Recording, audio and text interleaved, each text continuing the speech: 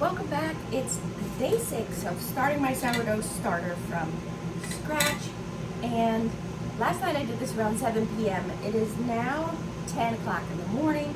We've got a nice starter here. We've got some bubbles on top. We have no com yeast, so that's good.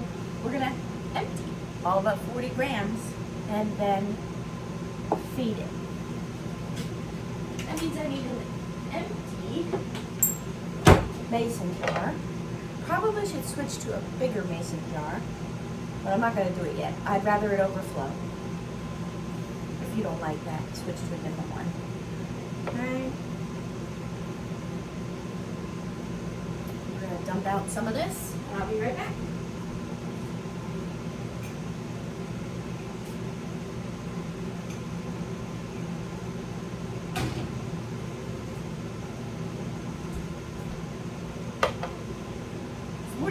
Hey, that was pretty good though. Alright. We're going to zero out our scale. And since I have this spelt flour here, that's what I'm going to feed it.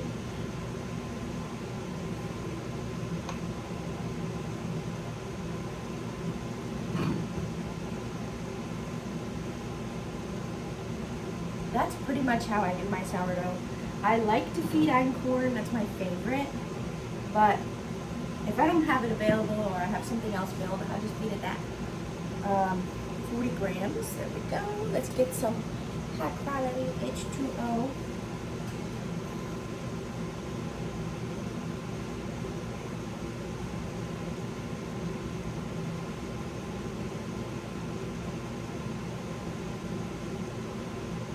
So some people might experience their starter like bubbling over early on within the first few days. Don't fall for that as that being your starter is ready to go. Sometimes it can do that, and I don't remember exactly what the cause of that is, but you don't want to use your starter until it's at least, I'm going to say 10 days old, because the good bacteria and yeast are still trying to outperform the bad bacteria. And you think, what bad bacteria? These grains grew in a field. They were not washed. So there may be like E. coli and some other bacteria in there that you don't want. Right? You ever made a sourdough starter and it went bad very early, or it smelled really gross? Your bad bacteria were winning, right, at that time. Okay, we mixed it up. I like it, I like the smell. We're just gonna put our lid on here and then back it off so bubbles and air can escape. And I will check this tonight. See you then.